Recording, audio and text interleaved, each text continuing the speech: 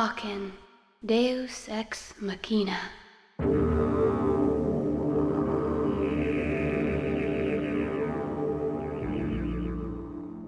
Atlus is one of the most special developers and publishers ever. While mostly associated with Persona and its mother series Shin Megami Tensei, they also have under their belt some special releases, where the studio spreads its wings and tries new things, be it closer or further from the classic digital devil story. And one of the most infamous of these releases, outside of the recent Metafari Fantasio, is Maken X. Released in 1999 in Japan for the Sega Dreamcast and 2000 worldwide, Maken X is commonly described as a hack and slash controlled in the first person perspective. I disagree slightly that it is a pure hack and slash, but we will talk about that later. Eventually, it was remade for the PS2 because the Dreamcast died as Maken Shao, dropping the first person perspective for my traditional third person. Despite being a non-standard release, Maken X is pretty much a representation of an early iteration of Atlus PS2 era Dream Team. This is the directorial debut of Katsuda Hashino, who before this worked as a game designer for Shin Megami Tensei Eve, Devil Summoner, and Soul Hackers. Later, he would direct SMT3 Nocturne, the modern Persona games, Catherine, and the already mentioned Metafari Fantasio. Kazuma Kanedo, who is the SMT artist, this guy needs no presentation since he is behind the art of basically every SMT game until Persona 5. Some designs in Metaphor, and even some designs in Zone of the Ender 2nd. And, even more importantly, the connecting thread of this era and the future of Atlus, Shoji Meguro, the legendary composer behind every Persona soundtrack and PS2 era's Shin Megami Tensei. With such names behind this project, it's honestly surprising no attempts at a revival or port have been made by modern Atlus, although it is Atlus. This is probably filed next to the Persona 1 and 2 folders, and especially since it was developed by R&D1, the modern team Maniacs. This game piqued my interest because it is this weirdly SMT looking title that has nothing to do with it. Although artistically it does look like a predecessor to the Rado Kuzunoha games.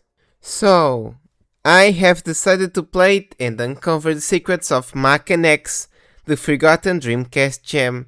But classic YouTube inserts for you guys, remember to always like, sub, comment, phone, Ko-Fi, become a supporter, straw page, description. Now, let's enter the world of Maken X. We click the new game option and we are immediately taken to a cutscene. In it we see a group of... We haven't given it identification yet. Any ideas for a name? really bad voice acted scientists. It still has life like we do. There's really no difference. Shut up, bitch! Discussing what name to give an artificial intelligence, which is later broadly called Maken, but you can write your own name, which is what some characters will call you. In the same way, every few weeks we see this was the plot of Metal Gear Solid 2. The scientists here are discussing the nature of giving a name to an AI. The man argues numbers are fine, since it is a machine, for the lack of a better term. While the woman argues Maken has life, like humans do. Yokotaro, is that you? The blonde guy gets angry, and he lets us decide our name. Like I previously said, I wrote Verlunia because I imagined Maken as a cute woman. Eventually, two new characters appear, the daughter of the head scientist, and her best friend, Kao, who is like the nice guy meme from the mid-2010s, 20 years too early.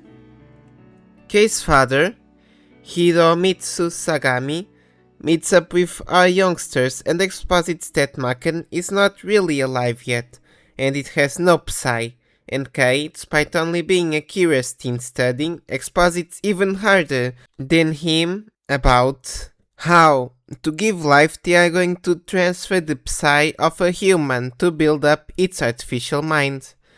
I don't know why she knows all of this, unless her father has been giving her Maken lessons, which can be inferred since it's made obvious that she wants to follow her father's footsteps, but still feels like the Marvel cliché of a genius teen, even if less annoying than Iron Heart Attack.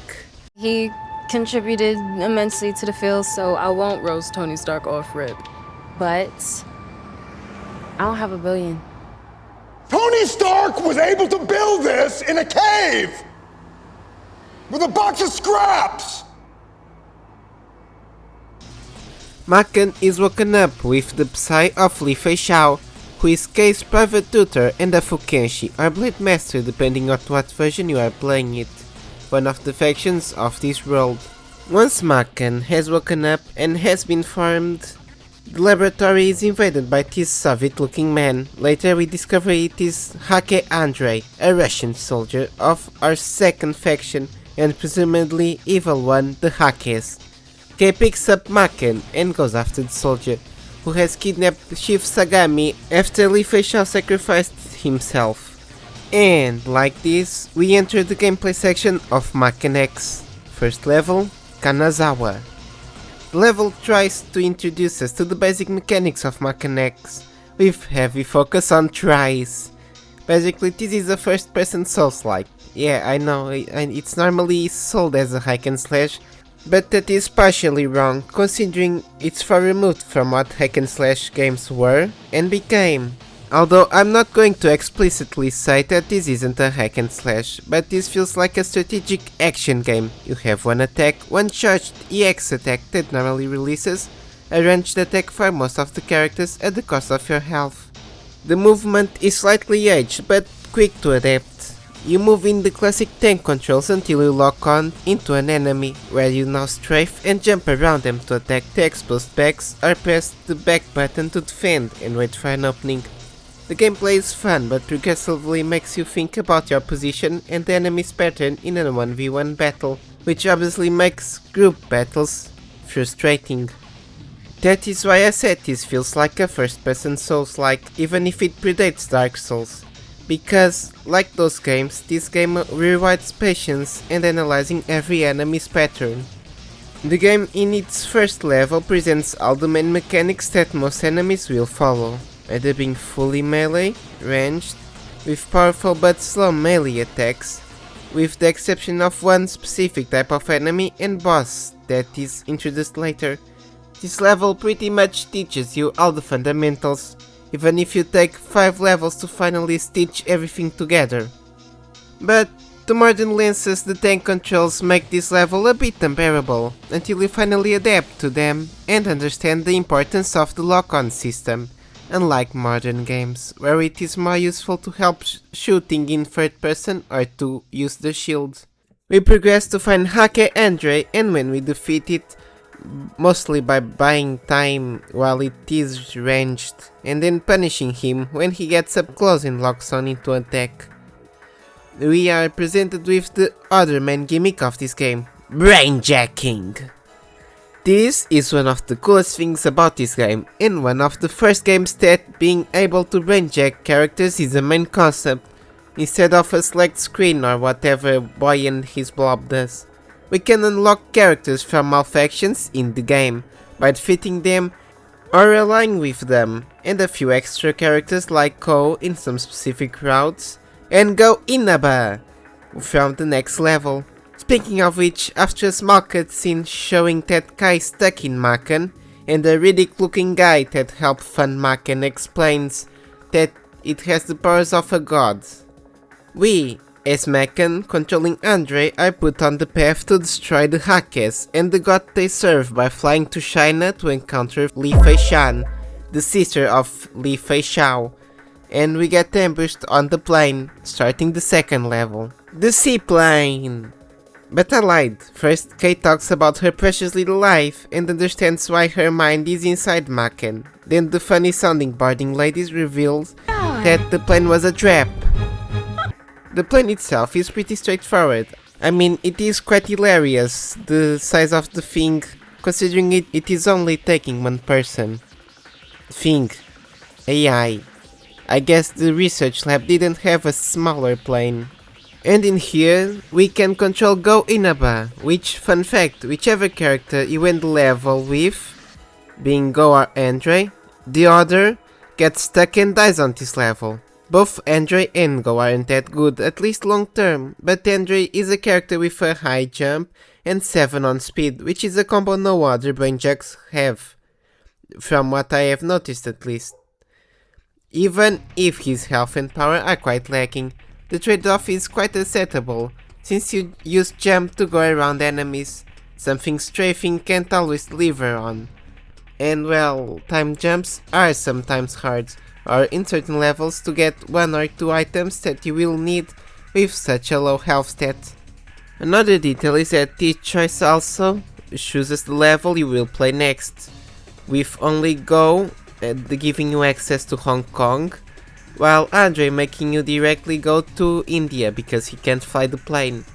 So, unless you are speedrunning the game, since the Russian soldier outpaces the humble plane captain, probably because it's first movement or something, you should just use Go Inaba and get all the levels.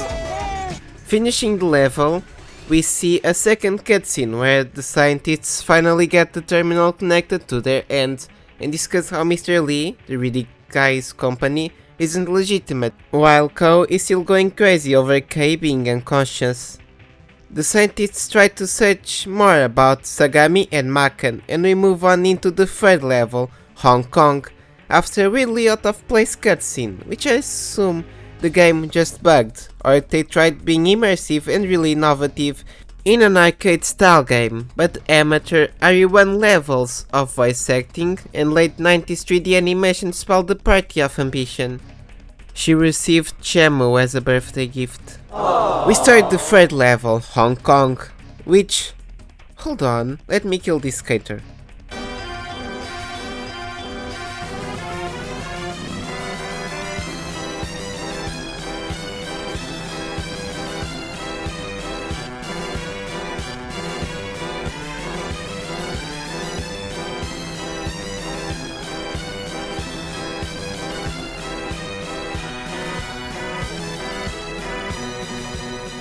Okay.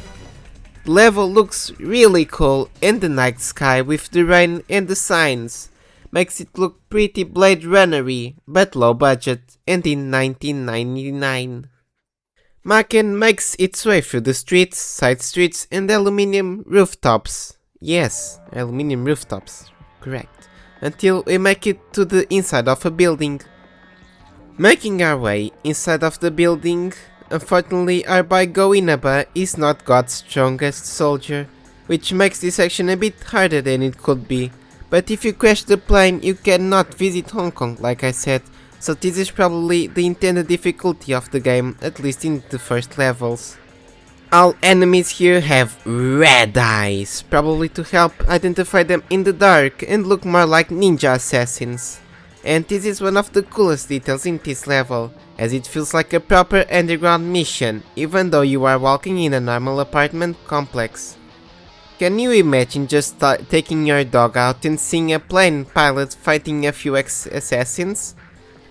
We make it through a mall looking place and finally get to Li Fei-shan. She's kind of a baddie, not gonna lie. After a brief talk, she asks if we are going to continue our journey to India, and by saying yes, she lets Maken brainjack her. If not, she will fight us. I chose the farmer, and we finished the level by going through the mall again and going out into the streets. Moving on to the way of the land of the train accidents and poop slinging, we have a second talk with Kei. She's kinda mad because I prefer to save the world instead of her father. I guess she needs a max win. Finally, we reach the stage 4, Shaja's palace. Why is the enemy trying to take a shit? And he died from walking! The true Indian experience. The palace is a really cool idea. But maybe a bit too brown. Not like that. There is a really cool idea in here about trying to get squatting enemies into the buttons to unlock the next rooms. The puzzles are a bit annoying since you need to perfectly align yourself, but it has been 4 levels now. If you are still having a hard time outside of just understanding the enemy's pattern, Maybe you are the same people complaining about Bioshock's hacking minigame. We reach Saja, and he looks like a Bollywood actor. He complains Free Will made his son run away and betray him. Maybe he didn't want to have a planned wedding? Or maybe he didn't want to live in India.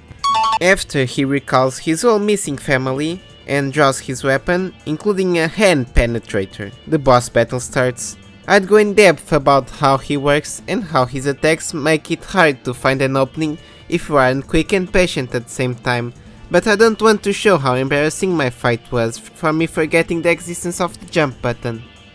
Defeating Saja, the way forward opens, as we can now brainjack the Indian, which means Cruelty Squad, Maken X brainjack tier list. Let's go! Keisagami, C tier, a good baseline to start the game with, but you will only use it for one level unless you are making a challenge run.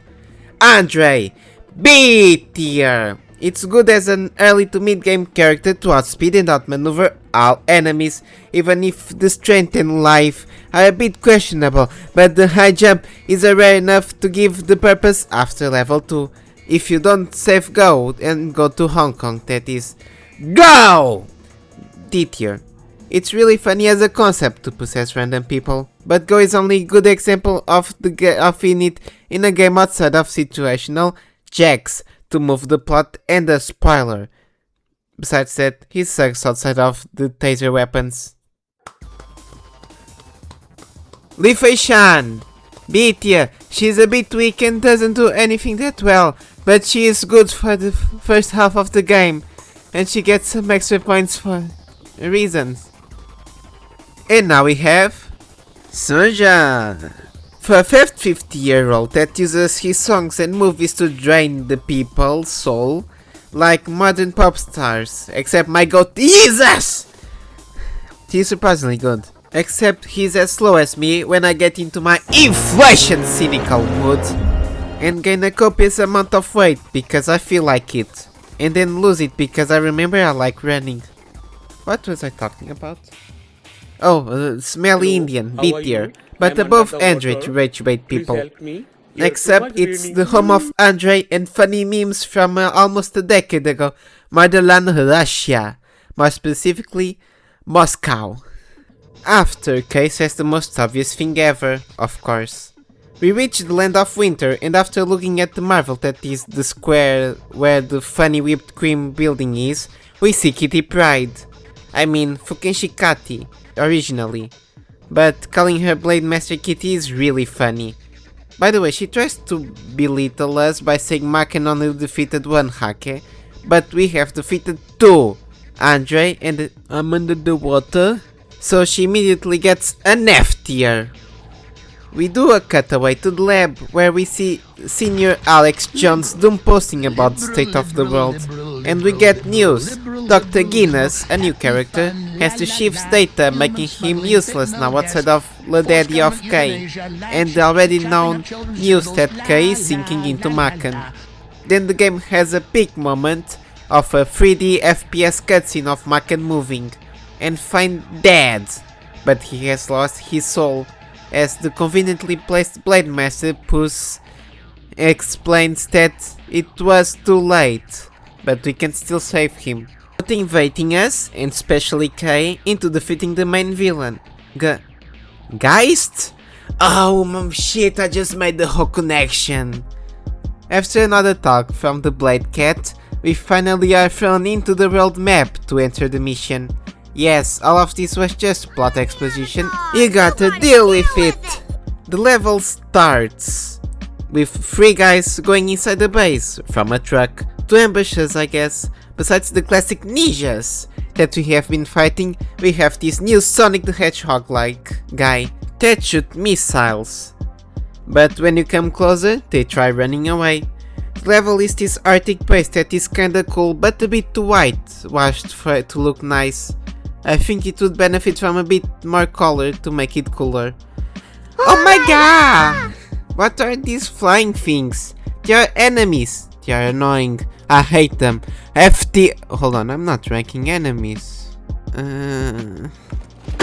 Then I advance a bit more, but because I messed with the settings of my perfectly tuned Dreamcast, so the game looks a bit nicer and widescreen from now on. We activate the lever to move forwards, and the truck next to us opens, releasing enemies and giving us a way out. It's pretty cool, but I don't get why the truck is bouncing up and down. Is there something more happening inside there? Did they finally face on? There is this tent-like structure that we need to enter, where we fight a mini-boss that will eventually become a common enemy, and I died a bit too much for this guy.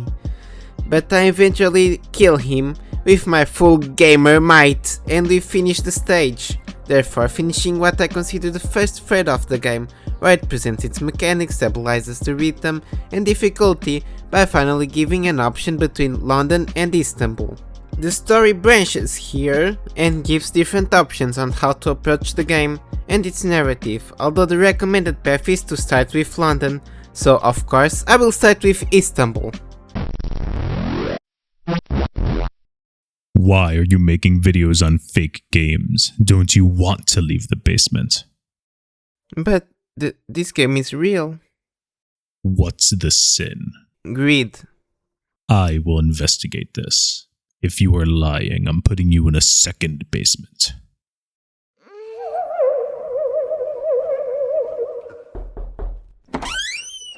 I guess this gives me enough time. Well, we enter Istanbul for whatever reason, then my recording went to shit and we start with London now. Stabby stab, the inflation cynical, banging him. Your Starman doesn't know where the exit is. And really good bait and switch. The level looks like a medieval slum that is grimy and in decay. So like the real UK, but without the nice future engineers of the asylum seekers. I replicate the latest CCTV footage with my Indian paycheck as I stab the local population of soldiers and explosive dogs until I find a lever that takes me to the rightful place of this Indian. The catacombs, where we are confronted by the British cousin of Stroheim.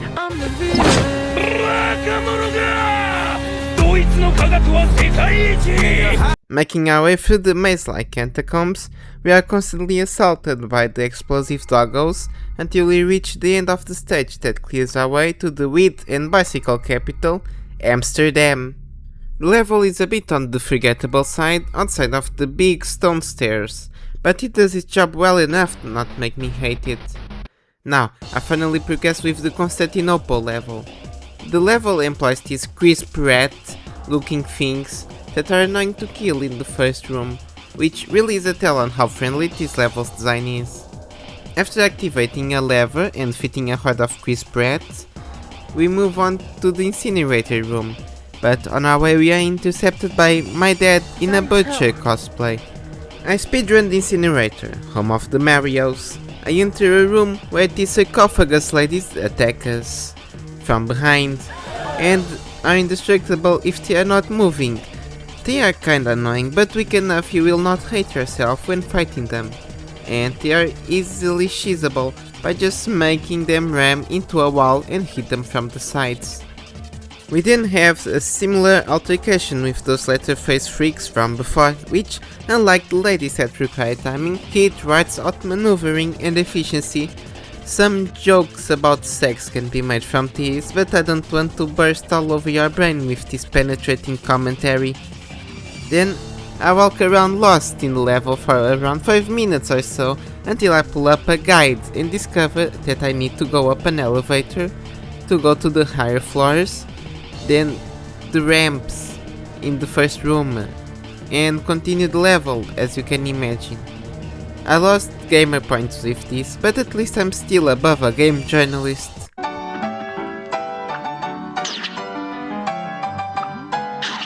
The upper part of the level looks really cool for such an old game and employs a really nice sunset looking background to make the level look distinct and properly Middle Eastern without putting a yellow filter.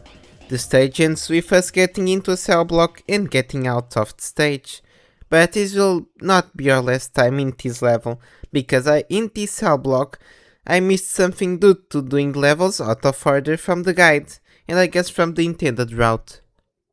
I start Amsterdam, but I died during the stage, and I'm not feeling like splicing the footage around to make it look like I finished it first, so instead, we will move on with the level we unlocked after our trip to Constantinople, the home of those brown people who take away our ice cream and barbers that also do messages and look like Stalin. And now, we move on to the actual civilized country, from 2500 years ago, Greece, more specifically Athens. The level is themed as an excavation site, which, while cool and fits Greece, kinda looks not as impactful as it could have been, since the game's color palette, outside of the characters, looks right at home in the Xbox 360. My suggestion would be to wash this place up and have the walls and pillars look white instead of a dirt color. The first set piece is this elevator that goes down and enemies get on top, so, of course, this shows the crisp red for it is instead of any other human-sized enemy. The player could be having way too much fun if the enemies were visible. After this, we enter a long corridor that, after one left and one right, has more Peter Quills because fuck you, that's why. Then a face shot at me, and a lady dressed like off-brand Mary Poppins looked at me funny. True story. Speaking of her, she's our next brainjack. I didn't get her in this level run because I didn't see you could jump to the floor she was in. Fukenshi Asinanes is her name, and being mid, it's her game. Let me be real, it's really cool she has the only true semi-projectile weapon that doesn't use health, but she has a really slow DPS and mid stats all around, her only saving grace being the jump. But that is barely something to be happy about when the guy from the tutorial level jumps as much as you. C tier, only because it eventually recovers a part of Andrew's niche, even if in a trashy way. Then I get lost in level and stop recording. No, I did not just stop to take a break and then come back. I legitimately just got tired and turned off everything without doing a save state, so I redo this level again, this time with Life Shao instead of Indian Man, and we make it to the end of the stage. We will again return here later for Aconine, but for now we progress to Jandike Palace, located in Italy, so we can steal more things from the French. This is a pretty small level, consisting only of 3 mini-bosses style enemies who are pretty spongy and kinda hard to read due to them using their legs to helicopter themselves. I would say what was in the secret room, but I can't access the PC right now and then I kinda forgot for the rest of the game, which makes it the perfect segue to Lyon, a French city. Even in 1999, they knew Paris was too much of a slum to put in this game. We go down some stairs to a futuristic subway station where the greatest cutscene ever happens. Perfect. The new enemies are these drakes. They are pretty weak but kind of annoying. But these flies with mob ties are at least funny to look at. Our path is through the train tracks, which makes me question if there are no trains working, which would make sense considering the PSG fans probably broke them, but that is insanely coincidental. There was a massive opportunity here to make this a really annoying patience level where you need to hide from the incoming things. Thankfully, the PSG fans blew up the streets above. Then I go down a passage at the side of the tracks and I see a black French guy in the control room. I can make a really easy joke here, but I don't want to offend our future engineers and doctors. Unlike those, though, this one is civilized, and is called Fukenshi Baudelaire. He calls us Lord and explains that Geist wants to destroy humanity, and how every Fukenshi sacrificed something. And then he says he believes in souls and blah blah blah, standard human talk. Then I agree with him that I want to save our pesky race, and he lets us brainjack himself after he talks about Mr. Hakare, which just death with angel wings. Not gonna lie, I don't remember fighting him. If I did, then I will make a joke here about me having a bad memory. Baudelaire is probably one of my favorite characters to control, outside of the last few hackers, at the cost of speed and jump height, something that is so useful and has proven so much its utility that I only bring up in these sections. He has a strong attack for this part of the game, a 6, with a pretty good reach and also 6 in health, which is decent. And he can open electronic locks. I will give him an 8 here, just not test because we can do better, Senator. Then I'll look up a guide, again, to discover I actually need to go through the debris from the PSG win, and promptly finish the stage. If you want my commentary about this whole section, the level loses the plot and makes it a minecart cave exploration level, which is kinda funny, but really weird considering we are in Lyon, not in a random mine from Brazil, and it looks way too brown for its good. Now Kay appears because she can't believe her mother was a blade master, and this is why she was MIA from parenting duties. She then does the fakest cough of all time and questions the blade master's ways, which is fair and a hint to the fact that this might not be the best route halfway through the game after you already have decided who to support. Then she coughs, acts a bit harder, and I agree with her that if we work hard enough, we will have a better future. After this I do a second run of London just to get Samuel Smith's memories, the previous husband of Ursula von der Leyen. He is pretty trash outside of his strength, and I never use him in combat, pretty much just a glass cannon without a full attack stat. D tier. And we find out Hakere is in Sicily. I still don't remember fighting him though. I then finally unlock Asinanes by going through the worst telegraph drop of all time. You can't move the camera to know there is a floor down there. Your only clue is that another corridor goes past it in these progressively maze-like levels, and the decoration of the level goes down under your line of sight. Also, she is French in the localization because we need to make more of the game disgusting. She speaks of a plague that is going around Europe and who we need to defeat, which is really piling on the amount of people that hate the European people at the top of society. This part is pretty realistic, not gonna lie. Then Kay finally understands now and connects that Baudelaire was talking about Asinanes and her mom, but whatever.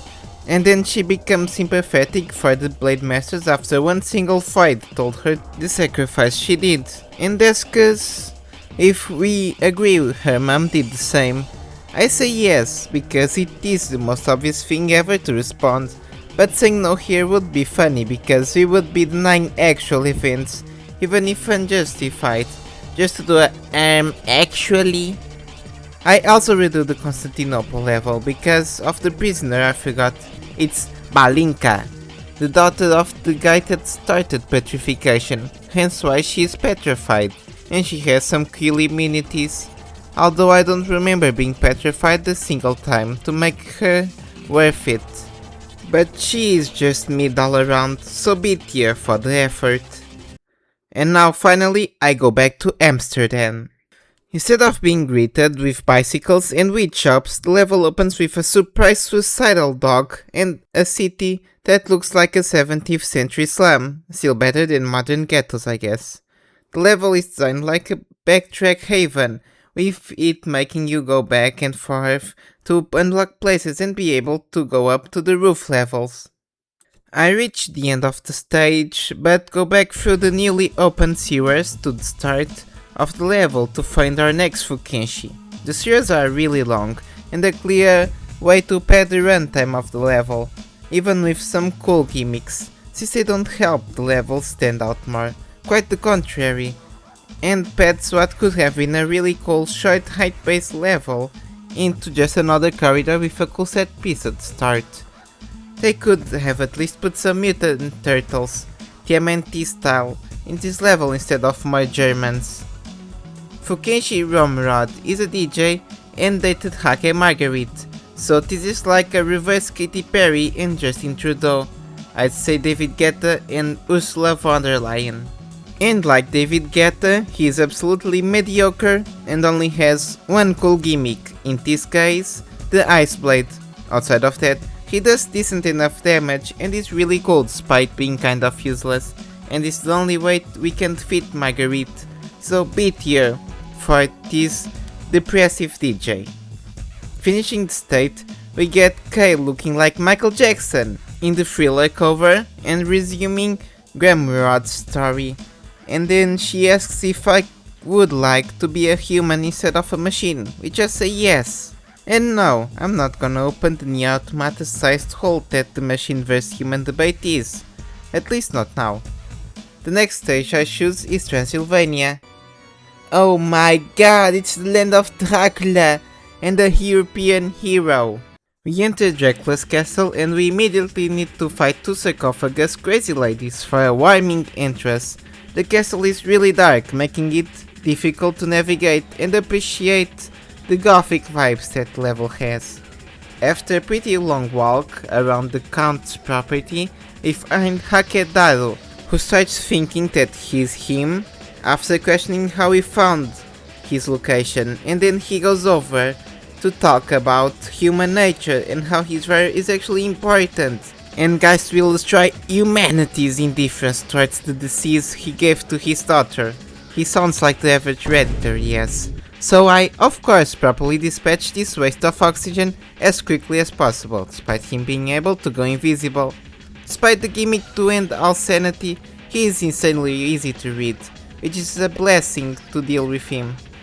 After a relatively boring fight, I unlock Hakedaru and finish the stage, with Kai explaining the consequences from stopping Daru, and she asks if we would forgive him if we were his daughter. We just say yes. The next stage is Vienna. Of course the EU leader is from Vienna. Next we are going to say she is cosplaying as a German also. I sadly got on here various times and had to restart to get Funkeshi Ramrod. But while I'm going for it, let's talk about Hakedaru. It's really slow in attack, even if I like him carrying a nail as his main weapon, although he could give enemies tetanus. Besides health and damage, he has mediocre speed, power and a low jump, but he kinda compensates for it with his X ability of turning people into stone, D tier, and I'm being nice because I find a giant nail inherently funny. Back to the disaster, that was my run here. I finally make it inside the Reichstag, and we are immediately thrown into the boss arena with no more level to play. By the way guys, really subtle decoration, really hard to get a comparison. You guys are as smooth and sneaky as a Zack Snyder movie. Ursula von der Leyen, also known as Hake Marguerite, does the classic struggle speech. You get it, struggle, as in my struggle. Nana. And she gets angry about Ramrod going against her and Geist. I actually like that she's a bit human under the Nazi coat of paint. You know, it at least shows that not all hackers are insane. But maybe don't do that with female Hitler. Either way, we start the boss fight and it's, I don't know, the first phase is fun but a bit repetitive, the second phase is hell. I guess that balances out into a fine fight carried by the aesthetic. The first phase is Ursula riding the Trojan horse, where she hides all sub-Saharan Africans and tries to kill you with a laser. Just another 9 to 5 in the world of German engineering. And it is a really cool concept that would benefit greatly from routes in the middle of random seats for you to take, and adding a second and third attack to the horse, like missiles and ramming that makes it inoperable for a few seconds. Phase 2 of this fight sucks. Von der Leyen runs around the arena shooting her purple laser and is generally faster than the player, so the whole fight is a cat and mouse game where you have little to no control, since flanking her is almost impossible if you don't exploit the AI, and she can attack at a distance, so a lot of early tries will have you getting shot in the back. But, like I said, eventually you find the flaws in her pathing and AI and are able to chip away damage at the cost of your own sanity. I brainjack her and immediately get out of the stage just in case someone sneaked in a matador right now and made me have to fight her again. Then Kay gives the chapter resume for the people who skip cutscenes that don't have a fragile young woman. And I respond, we can end the war by ourselves, because I know I'm him, unlike Dado. The next level I choose is Sicily, the home of Hakemalu Kala, or as the translators called him, Hake Don Regalia, the first Louis Vuitton Don. Oh, I forgot to rank Ursula von der Hitler. I don't know, I barely use her because you need Baudelaire to enter Sicily, and never went back to get her. Put her in the 1488 tier. Back to Sicily, the level is a wine cellar, of course, and we see Malukala right at the start of it. I think I know what stereotype they used here, but they could have made him look more like a fly, so I could make a big D joke about how Drake's worm is smaller than the hyenas.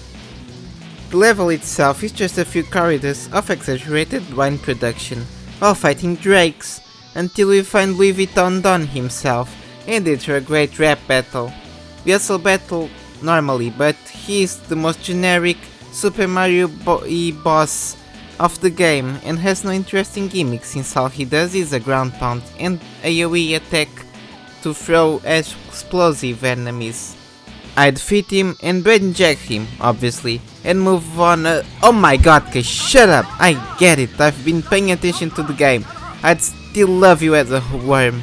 Let's finally go to the last European stage, Lisbon, marked on top of Galicia. Sweet! Let's grab a pastel nata while visiting Ish and reading the Camões classic, whichever one he wrote about the black woman. This really feels like home. He just needs a socialist party building, an intermarché, and old ladies at the window to have the perfect atmosphere. The level itself is a bit hard to navigate, and has some creative liberties about the elevation of the city. Just a bit, I'd say, but makes for a really cool seaside level you don't often see outside of Sonic games. I progress through the level and get stuck in this stupid corridor to the low health, until I'm able to pass this brute and enter the most Portuguese thing ever after Ronaldo and Pastel de Nata, a cod processing plant that truly cared about to represent Portugal better than Italy. See Pokemon Scarlet and Violet, this is how you represent Portugal and Iberia, by ignoring Spain. Man, I love Atlus. After making it through the COD station, we finished the stage and I met with Catwoman and Useless Boy as they discuss Maken's next move and Kay, moving into a discussion in laboratory and leading us to the only zone of the Middle East. I say Middle East instead of Africa or Asia, because someone will get mad by saying one of these. And so, we have folded our plans of Geist in Europe and hit the end stretch of Maken X. I didn't find any greed for this one. Look, this game has flies. I and hate the game has no flies. sexy ghost ladies. Despicable.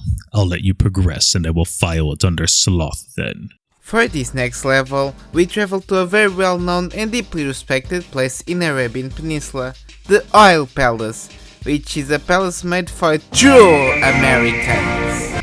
This very cute gangster walking around this Arabic place is a really cool character that is just not good at this specific stage, but definitely is one of the more interesting characters since his charge attack is pretty destructive, which helps a bit since he is really slow, and it does pretty good damage. Hake Malukaka gets a B tier and a Carbonada. Meanwhile, this level gets a You're fired!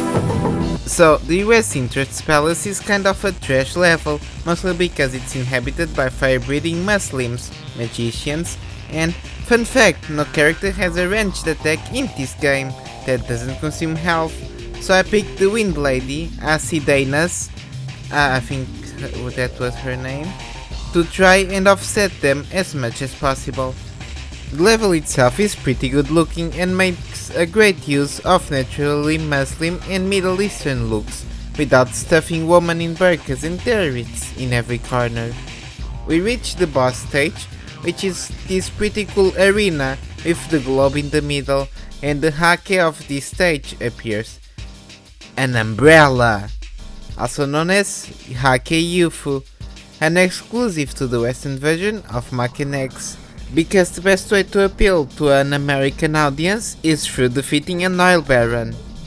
So, this guy is not hard to defeat, and he mostly tests your strafing and reaction time. Saying that, I was using one of the only characters with natural delay between attacks, so you can imagine my profound happiness as I played this game like I was fighting a Dark Souls boss that I speedrun into while dodging everyone. Eventually, we defeat Oil Mary Poppins and progress to the Americas, where the game gives you two choices: go to the Amazon to preserve Kay, or go directly to the US to fight George Washing Machine Jr. And this is the part where I admit that this is still an Atlus game, so there are different routes. The one I mean is the one where you support the Fukenshis, and it will lead to 4 endings. In my case, I was restricted to 2. By stupidity, either you save K or rescue K's dead, because I kinda forgot I could replay the stages and finish stuff. Another route is supporting the hackers, if you agree with the World Economic Forum, that is, which is just obligatory chaos ending from your average non-second SMT title, that is, where it clearly is only to appeal to the 5 people that live in the woods. There is also the neutral ending, where you just hate everyone, and naturally, it will be the hardest since you will fight both factions. I think it's clear that the game wants you to follow the Fukenshi path, you know, the 5-to-1 ending ratio and all. This is definitely no Fallout New Vegas, but it does job in keeping the Atlus tradition of ending discussion until the hit death of the universe. In my first run, I gone immediately to Washington, since I wanted to save the world, and then go to Brazil, not knowing the game would lock Brazil if I went to the US. The level starts at the White House and goes down to a hidden secret base. This is the US equivalent of those Jewish tunnels under the synagogue, by the way. The stereotypical secret base under the US president, so when the White House is down, we know Olympus has not fallen. After we fake being Anthony Starr, we go down and make it through a secret base so generic I thought it was a white laboratory from the modern Resident Evil games. The worst part of this level is the elevator, where you are stuck with these crazy robots that barely take damage and are a pain in the ass, but I endure enough to reach Theodore Roosevelt's secret wrestling ring, where Cyborg Woodrow Wilson awaits me. He does the standard CIA excuse on why yes we, must overthrow another Central American dictatorship because this one doesn't like the West. Then he cosplays Sleepy Hollow and puts his head on a robot. The first phase of this boss fight is really easy. You just need to do what you have been doing since the start of the level, since he is just a normal bot in this phase. The second phase though is probably my favorite boss in the entire game. The robot body blows up and shows this really cool android body, and so it's one of the smartest boss fights you could do with this camera and gameplay. You need to circle him and keep tabs in his position, and pull him closer to the side. Where he goes for a run, you get out of the way, and he hits the sides, shocking him and giving you ample time to punish him. As we defeat and brainjack the US president, and move on as Kay fades, taking her last mental breath, we reach the last stage in Manchuria, the Forbidden City. The Forbidden City is a really cool idea for a level, shamelessly stolen by Nintendo in Mario Odyssey for Bowser's Kingdom 18 years later, using the greatest president since the current serving one, George Washing Machine. I love playing with him, he is really cool. S tier. The level itself is also pretty cool. You get those annoying dragon thingies that terrifying since it is last level of the game, and more Sonic guys. After a few outdoor stairs, we enter a room where Ko comes in trying to look cool and gets whooped by me in record time using Hakeyufu, and moves downstairs, entering a funky distortion realm that Pokemon Platinum would shamelessly steal 7 years later. The distortion realm is pretty much just a rogue's gallery to wear you down for the final boss, just to make you feel like a noob. Thankfully, we have a heal right before it, Geist.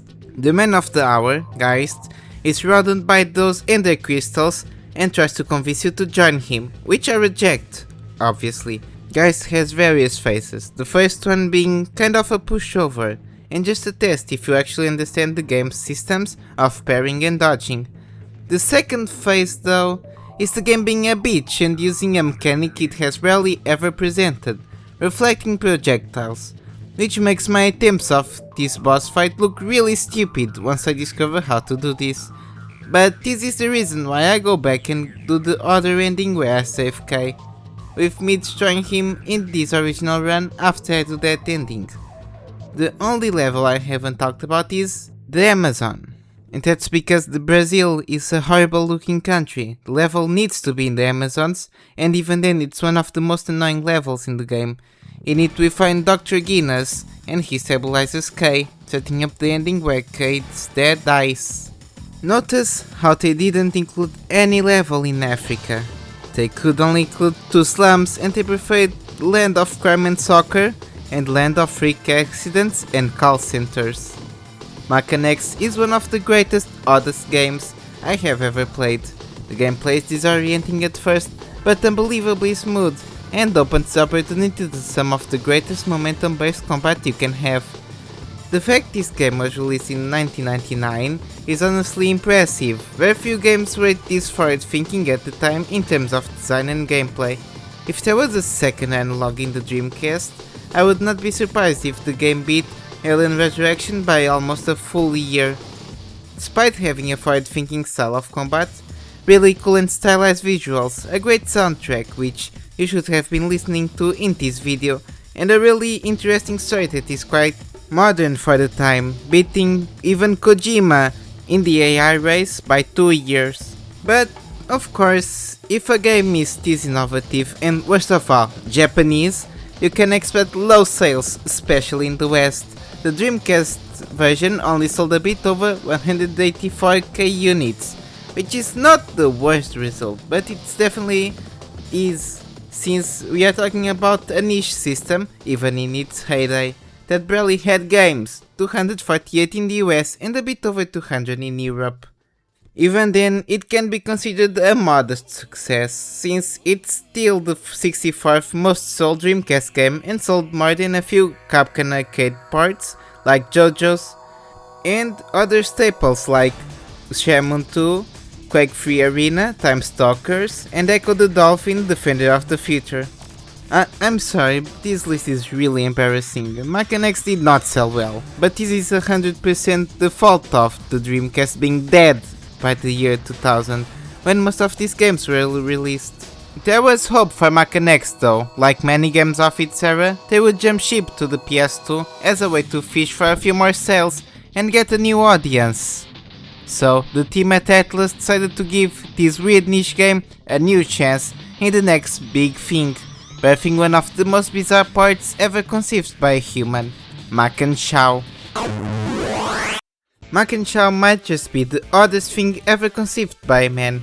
So, you have a first-person game heavily designed around that perspective for a console that can't do first-person games that well, let's be honest. So, when you are porting it to a new hardware that can handle first-person games, with its in-box control, what do? You turn it into a third-person game and barely adapt the mechanics. Yes, this is one of those bizarre cases for your favorite top 10 channel. But hey, maybe they had a vision. Let's see if they can turn this game into a really cool third-person game, a la Devil May Cry and such. Oh, really cool Atlus logo. The first difference is that this version is subbed instead of dubbed. By the way, it was only released in Europe, so that probably explains the laziness in localization. This is a great sign already. After the exposition intro, we get the new menu. It's definitely just an updated version of the original one, but they tried. I especially like the PAL version, is done by Detective Comics Studios.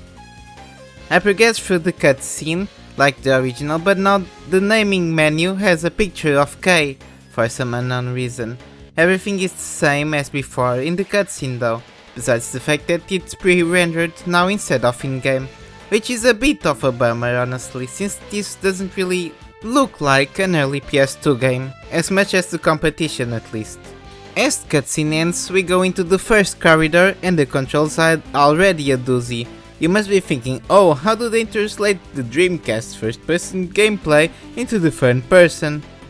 And the response is honestly, they didn't. The gameplay is perplexingly the same, but with the camera pushed back until you see your character's body, no other adaptation in design itself, and how you move the brain jacks. I cannot start explaining how wrong this feels when you're actually playing, because it feels like PS1 Lara Croft titles somehow had a son with a Japanese train simulator. I powered through the game though, and discovered the second major difference, the image. The yin-yang score works completely different here than in the original. I didn't really talk about it, but in the original it was pretty much just a leveling system to guarantee you don't get powerful brain jacks before you should, because of the story progression and such. Here it's like a rank system and lets you unlock new abilities. I guess it's an improvement in the same way, giving complex combos to Golden Axe characters would. Also, you can carry items which are useful-ish until you remember that this pretty much will break the game's difficulty in any segment that wants to challenge you personally, since you can effectively carry an extra health pack. I personally don't like this UI, I prefer the slicker look of the original, but it isn't the absolute worst, just a bit busy, considering the already claustrophobic quality of expanding the camera in a game designed for a tunneled POV. If you want to see a really amazing feat, any room with more than 3 enemies is somehow harder here than in the original. I imagine due to the camera shenanigans they forgot to fix scene translation for the new perspective. Eventually I reach Andre, who is somehow harder in third person than in first, so I take an unbelievably long time learning how to adapt to this camera, since it is beyond clear that his fight was made for a perspective that can do a quick turn and not the one that is relying on the new quick step they added, which is a joke. Ending the level, we get a new cutscene that replaces the slideshow of the original, but contains the same information, which is a cool thing to do, with more space in the disc. The next level is naturally the seaplane. This level, as it is presented here, really grinds my gears. Andre looks ridiculous with the camera this far back, and the new perspective makes reflecting the projectiles harder than it should, since they move at a slug's pace. I progress normally through the level, this time not saving Inaba since I wanted to test the different routes, but after another cutscene of the lab I just kinda got tired of this version.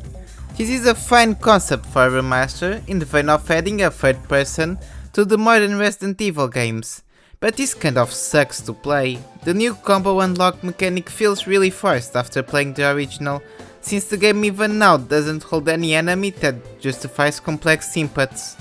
Outside of that, the new perspective messes with the way you approach enemies so much that the game feels slower and sluggish, when the original felt tense and more fairly challenging. The funniest part about this version is, naturally, the stiff models, since they clearly did not remodel them to be seen for the whole game, so they look like action figures.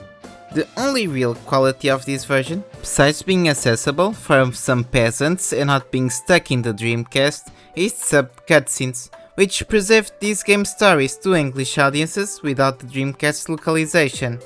As a whole though, Maken Shao feels like it was designed as a misread on why Maken X was unsuccessful, instead of blaming the console itself and releasing a half-baked overhaul only in Japan and Europe, which at the time was the same as letting it die for Japanese games. In a perfect world, this game would get a modern remaster or remake that is rebuilt from the ground up to have both perspectives and incorporate some of the ideas from this version into the original, like combos and level up system giving rewards, not just brain jacks, without compromising the experience like this version does. A bit like the Rider remaster reworks through the rough edges of the original, but this is Atlus we are talking about. I bet Mr. Sammy upstairs would make them just release this version in HD, upscaling like Persona 3 Portable, and call it a day. Maken X is a great game stuck in its original hardware. The story is really modern and interesting in how it that adapts Megami Tensei themes into a more action-oriented narrative. Both the Fukenshis and Hakes are memorable and a great way to personify the conflicts of the two main factions, even if they read at times like generic good guys and bad guys. But that is perfectly contested by Kei and the scientists from the lab, who try keeping a neutral side, with Kei obviously going along with Maken based on your choices. Kei herself is a bit contentious in my opinion. I think the game mistakes what it thinks is grief, denial, and such emotions that Kei is supposedly exhibiting during the early game to convince you to be neutral, into her just sounding whiny and careless since humanity is at stake, not just her family. The levels, while great in concept, using a globe-trotting adventure to bring variety to the player, in the end it somehow makes some levels feel samey and generic, especially compared to the wonders some of these countries can hold, especially in the European portion of the game, and I guess the Brazil one, since I didn't see half-dressed woman dancing samba with the greatest jiggle physics 1999 could muster. The character art and music though are generally amazing. You can see the early traces of what would become PS2 era Atlus all over this game, and it's surprising it hasn't been LARPed by anyone at this point, because it fits right in those memes of someone holding a PSP, a random semi-rare game, and a Hello Kitty purse, or whatever the new LARP is. But like I said many times, the real crowning achievement of this game is the gameplay. Hard to get at first by how archaic the game is, compared to modern shooters or open world slop, but extremely rewarding and challenging in a good sense, incentivizing you to always pay attention, remember the enemies, and try out all brain jacks at the cost of no in-level saves, which does hurt a bit for boss levels, since to retry you will have to do the whole stage. Maken X is like no other game. I have seen a real hidden gem in a collection of hidden gems that, unlike many of its contemporaries that got a second life in top 10 clickbait lists and Sega nostalgia, Maken X got left in the sands of time and is remastered to the sands of the ET desert. Maybe a new future awaits Maken X, as a Catherine-like project that once it gets a modern release, will get re-evaluated and re-enter the conversation of Atlus games, especially considering the team in charge of this project became the identity of modern Persona. Or maybe it's Maken X's fate to be an unknown Dreamcast game that the only curious glimpses are from the new Atlus fans, like I was once, discovering the often odd and inexplicable releases of this development studio before they became the Persona guys. I'm Verlun, I assume you are the audience, and this is Case Files, the show where we investigate some of the oddest games to ever come out, be it due to its history, its development, or its looks. Join my ever-growing audience by subbing and encouraging others to do the same, by liking the video, and commenting your thoughts, and referencing a tweet of mine you find particularly funny by following me on X. I also have a Twitch channel that I plan on using eventually, and a Ko-Fi in the front for those who like being generous. And if you want to see my artistic evolution, check out my DeviantArt. Although you will find a lot of fetish art there because I need an audience and I like thingies. You are free to go now. Bye. Hey, that's pretty good.